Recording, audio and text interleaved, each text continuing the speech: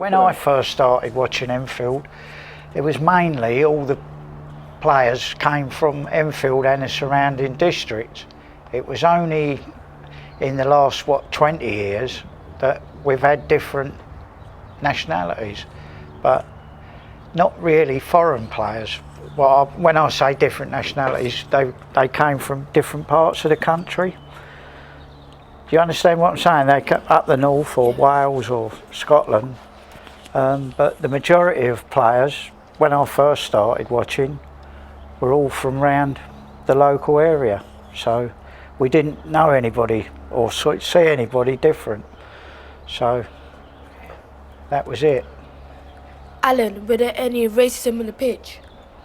It started in the mid-70s.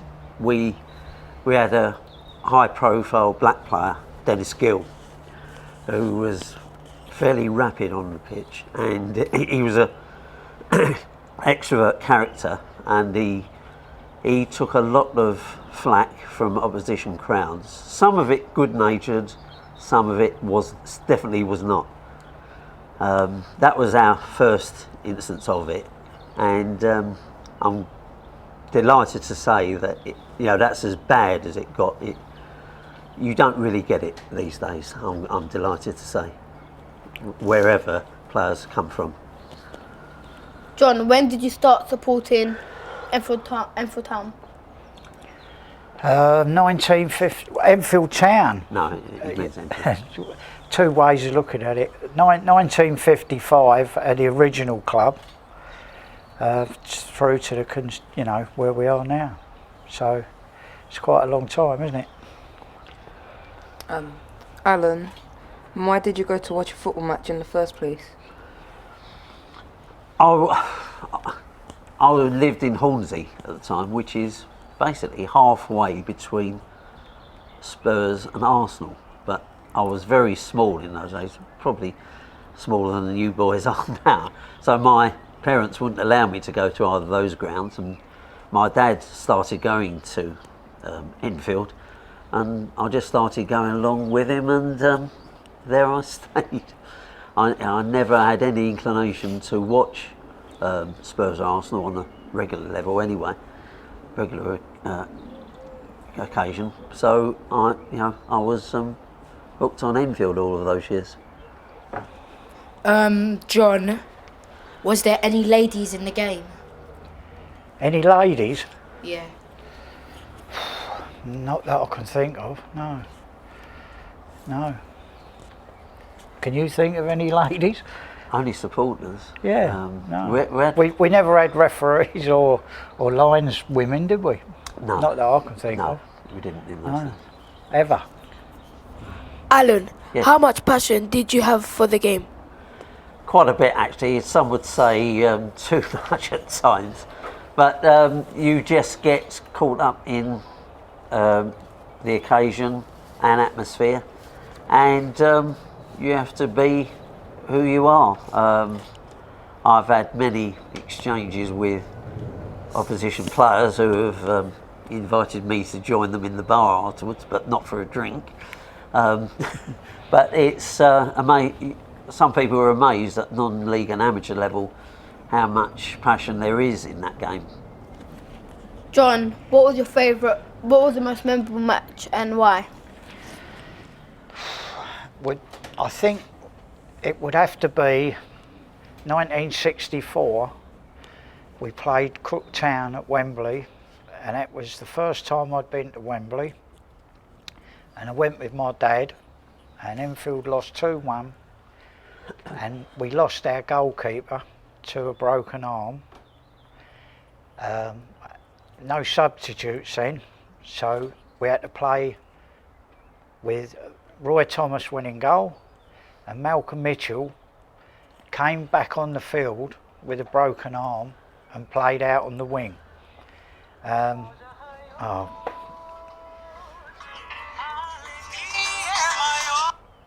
And basically that was my favourite ever game, because I went, for the first time to Wembley. Right? Alan, who was the fans' favourite? Well, there's been several over the years. Possibly, if you ask people now, Steve King would be pretty high up on that list. He was a left winger who played for us during the late 70s and 80s. He was a character, a very skillful winger, and you know, he endeared himself to the crowd immediately he joined us. And he, like I say, he was with us for 10 years.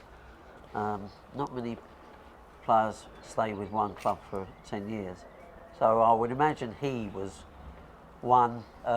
Tony Jennings, who was a captain of ours during the 80s, he was another.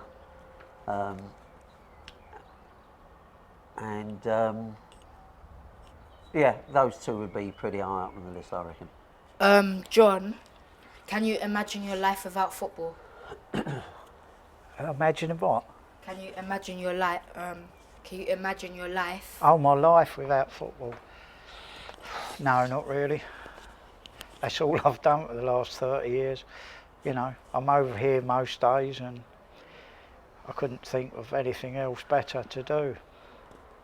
So I really enjoy it. So. Alan, how did you stay fit? How do I stay fit? Yeah. These days, I'm a postman, so that certainly keeps me fit. I'm not sure before I became a postman that I was all that fit, apart from when I was a young man.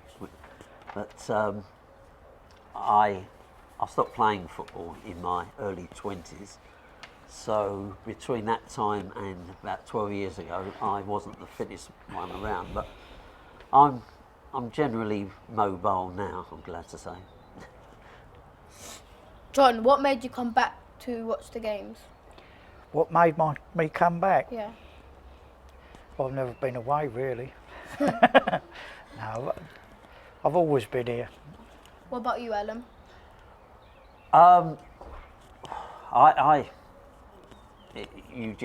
It's just something you always have. I mean, you asked John what his life would be without football. It's from about the age of 9. That's all I've known as well. So I can't imagine being without football now. John, what's your favourite away ground to visit? My favourite? Away ground. I'm not sure. I honestly don't know. What about you, Alan? Favourite away ground? I've always liked going to Football League grounds when Enfield played in FA Cup ties. When the 6 times we've been to Wembley, that was pretty memorable. But when we had local rivals like Hendon, Wickham and Barnet, I always enjoyed going to those grounds because the atmosphere was pretty good at those grounds. There's a left winger called Tony Turley who in one season he scored 41 goals from the left wing, and that was pretty impressive. He played either side of playing for Enfield. He played at semi-professional level, although he himself always remained an amateur. But I think, but for injuries, he should have made it into the Football League. He was that good. And I mentioned Steve King just now, who was also a left winger. I reckon that Tony was a slightly better player than Steve, and that's praise indeed. Your memories, Alan, what's your memories of Southbury Road? Southbury Road, I mean, it was a very iconic ground. You had that big seated stand and you had shelter behind both goals, and that lent to great atmosphere on big match days. And the best days was when the place was packed out with crowds. I remember one game against Port Vale, the gates were shut before the kick-off because they wouldn't allow anyone in, except that many managed to climb over fences and turnstile blocks to get in. John, in the 80s, the supporters formed their own football club. You were heavily involved with it. What was the reason behind forming the club? Well, basically, the supporters wanted to play other supporters, other teams in our league, you know, the first team. And that was the reason we played at Weymouth and when we went on the trips, and it just started from there. And everybody enjoyed it, and then we actually started our own supporters team which played in the Waltham District League. And then Steve King actually played in that, and it was great all round, and we all used to meet, go in the bar afterwards on a Sunday, and it just continued every week from there. Was it a case of trying to emulate your heroes out on the pitch, or just a case of a casual kickabout? Yes, the latter. Yeah, no, it was good. It was great times. I mean, we used to get 100 crowds some games. You know, people really enjoyed it. It was good. Yeah. So, I wish those days were back. I do. Why did the team stop playing? Well, basically, the majority of the people who were playing got married and moved on, and that was it. Basically stopped. Yeah. You know, Steve King didn't want to do it no more. Frank Caldwell moved away. That was it, really. Just fizzled out. Yeah. I mean, I'd love to start it again here, but I don't think it's going to happen. No. Not so many. We actually want to have a committee game here now, but we haven't got enough people on the committee who can play. Have we? No, there's probably 2, but that's it. So I'd love it to come back. I would. That would be great. Yeah. Yeah. Alan, what are your memories of the Highgate match? Dreadful, really.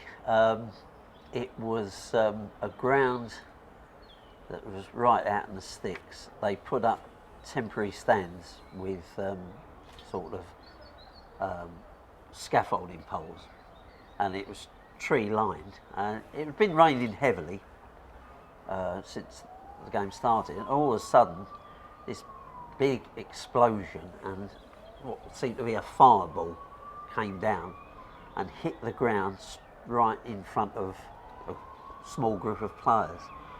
And my next sighting was of this prone Highgate United player with steam coming from him. It was the most dreadful sight I've ever seen, or anywhere really, not just football. And I'm not sure it was obvious he wasn't going to survive, but he died the next day.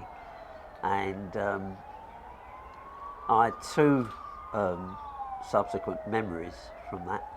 I was wearing a plastic Mac and that day, and I put up, when I got home I put it away, and a couple of weeks later I got it out again and the pockets were still full of water.